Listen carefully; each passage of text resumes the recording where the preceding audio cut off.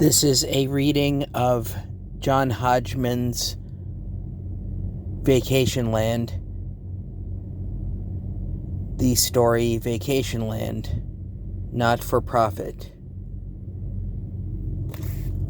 I have been pretty coy so far on the subject of my mother and her death. I was 29 when she died. She was 58. I had been married to my wife less than a year, but we had been together already for 10. In many ways, she had become my mom's daughter, too. What more is there to say than it was traumatic, a moment that breaks your life in half, that you never heal from it, and it blankets your life in sadness and fear forever? Not much, except for this little bit.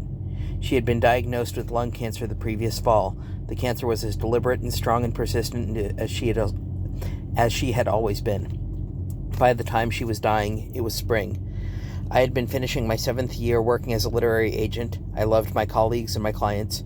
I loved an industry that encouraged long lunches and still closed early on Fridays once the summer started sneaking up. But I was unhappy. I wanted to be a writer, and that meant I could not be an agent in good faith and compete with my own clients. Oh, I also was unhappy because my mom was dying. So one Friday, I left work and I did not go back. I went home to help my father take care of her. She was in a hospital bed at home by then. My father and I would keep her company and watch movies. I did not know whether it was the drugs or the cancer, but her mind had broken by then. She was spacey. She lost track of days and people. She said weird things and got fixated on certain ideas. She became obsessed with going to New York to see Cats, which was still running then. I called about tickets, but all of the wheelchair seats were booked until long after she would surely be gone. Old friends would come to dinner, and we'd eat together around her bed. After eating, she would have a cigarette. She had taken up smoking again. It didn't matter anymore. When the old friends said goodbye, they knew it was forever. Night after night, this happened, but somehow it didn't feel terrible. Slow death keeps you busy with chores and distractions. I loved the time I spent with her. She had no hair left, just a bit of suede on her scalp. I liked the way it smelled when I kissed her on the head goodnight. A combination of baby powder and iodine. I've never smelled anything like it since. When I was little, I found a paperback copy of The Exorcist in the hall closet.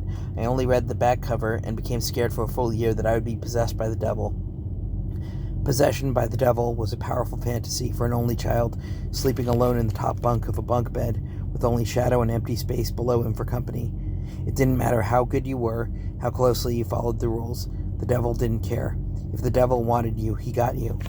The girl who is possessed in The Exorcist first felt the devil coming when her bed started shaking. I would lie awake at night and wonder when I would feel the first tremor. And soon enough my bed did start shaking. It was a rickety bed and my heart was beating so hard. I went in to see my parents. My father was asleep, but my mom was still awake, reading and smoking. I confessed I was afraid of the devil. She said, "Don't worry, there is no devil." "There isn't?" I said. "That's right," she said. She told me then for the first time that she was an atheist. There can't be a devil because there is no God. I remember admiring my mother. She was funny and she was honest. But this was not a comfort to me. After a few weeks caring for my mom at home, I noticed that none of my clients missed me. They wished me well, of course. They cared about me. But to my surprise, their personal and professional lives did not collapse without my being there to tend to them. I was not essential to their world at all. Eventually, my mom declined and she went to the hospital. My dad and I slept in her room. More visitors came. More goodbyes were said. At some point, I asked her if she was at peace with the idea of dying. She looked at me like I was stupid and insane. "No," she said. "I want to live." "You idiot," would have finished the sentence nicely. It was one of the only times she seemed really disappointed in me. I realized I had learned everything I knew about death from movies. There is no peace in dying. She was still an atheist, but she had taken to saying the Lord's Prayer. It was a revisiting of her own lapsed and comforting rituals and maybe a hedging of her bets. My non-Catholic wife taught her the Protestant add-on to the end, "For thine is the kingdom and the power and the glory, forever and ever. Amen." I still say it from time to time to remember her. My friend Liz came to town. She was promoting her novel. I asked her if she believed in any form of afterlife. I don't know if she was lying or not, but she said, "Yes, I believe in all of it. I believe in everything." I appreciated her kindness. I wanted to be comforted, but this was not a comfort to me. One night, my father, my wife, and I went back to my parents' house to sleep in non-hospital beds. Liz was still in town. She and my wife were sitting in the kitchen talking when the phone rang. I answered. There is no peace in dying, but there is peace when it is done. I went back to New York, accepted the condolences of my friends and colleagues, and then quit my job. I was back home in Massachusetts within a week. A friend in a magazine assigned me to write an article about cheese for money. I became a professional writer. I spent the summer there with my dad and my wife. I did not cry until the summer was over. We went back to New York, and I started a new life. It was the year 2000. None of this is anything you needed to know to understand that I am sad my mother died. It's not even worth mentioning, except I have to tell you that in order to tell you this. I wish she were alive, but I am grateful for her death. If she were alive, I would likely still be working at the literary agency. For how much longer in my life would I have believed there was time for everything? And by the time I faced my own mortality in the book mill in western Massachusetts, how much less would I have done? Her leaving taught me about the worst sadness, one we all must face eventually. I feel lucky I am better equipped to help others who are going through it now.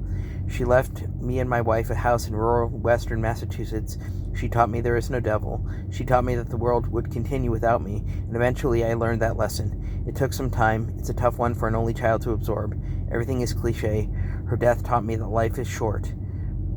When I kissed her head and smelled her scalp one time near the end of spring and the beginning of summer, she was delusional. She comforted me. "Thank you for visiting me," she said. "Lie down. Get some rest. This is your vacation."